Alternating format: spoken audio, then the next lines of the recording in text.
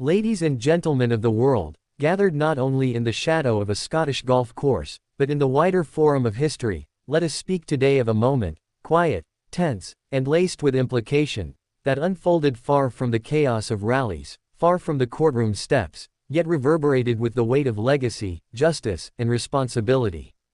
There he stood, Donald J.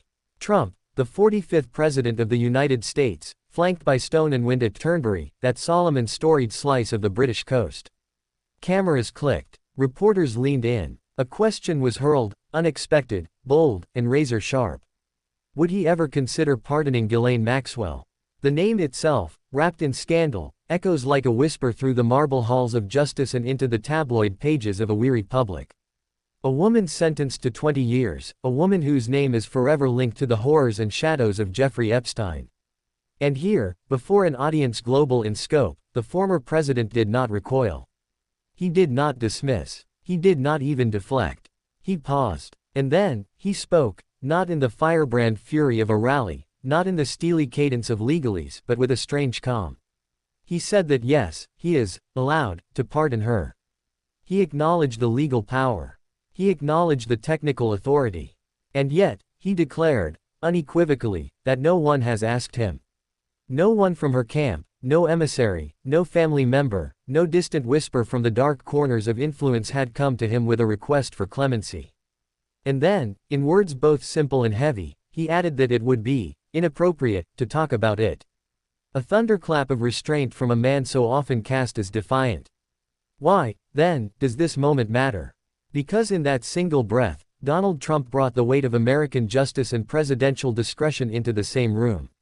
He brought the ghosts of Epstein's crimes, the cries of victims, the fury of watchdogs, the power of the White House, and the ever-burning spotlight of press scrutiny, and he held them all for one fleeting moment. And in that moment, there was no bravado.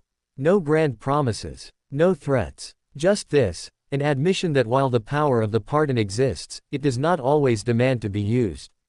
That discretion, though uncharacteristic of the man to some, still flickers in the chambers of his decision-making. But the story does not end there. Because swirling just behind his careful response is a storm fueled by recent meetings. For just last week, Ghislaine Maxwell met with none other than Deputy Attorney General Todd Blanche. For 2 days, behind closed doors, at length. And who, the world must ask, is Todd Blanche? Not merely a government official. Not just any legal mind in the vast machinery of Washington. He is Donald Trump's former personal defense attorney. A man once entrusted to defend the former president from the hounds of indictment. A man whose loyalty and strategy were forged in the most unforgiving crucibles of modern lawfare. Why, then, was Blanche meeting with Maxwell? Was it procedural, routine, or was it, as critics now scream into the headlines, a chess move? A backroom negotiation, a veil drawn tightly over the administration's increasingly controversial grip on Epstein-related documents. For deep within the vaults of the federal government lie thousands of files. Thousands of pieces of evidence, testimony, names, threads in a vast and tangled web. Files that many say implicate powerful people, global elites, and perhaps even some who walk the corridors of government to this very day. And there is a growing suspicion that the White House, under Trump's former leadership and lingering influence, is not merely safeguarding those files, but suppressing them. Silencing them. Shielding the guilty. And now, with Maxwell, convicted, imprisoned, and silenced, meeting with a man loyal to Trump, the questions multiply like shadows at dusk. What did they discuss? Was it about Epstein? Was it about the names in those files? Was it about leverage? Or was it about survival?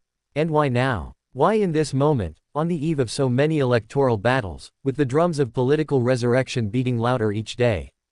When Donald Trump stood before that reporter and said it would be inappropriate to talk about a pardon, he was not merely dodging a question. He was signaling a boundary, one that he, perhaps uniquely, understands the value of. For Trump is not a stranger to the mechanics of scandal. He has danced with controversy, boxed with media narratives, and wielded presidential powers with a showman's flair. But even he seems to know that the name, Maxwell, cannot be treated like any other. Because it is not just about her. It is about him. It is about Epstein. It is about every name redacted in those documents.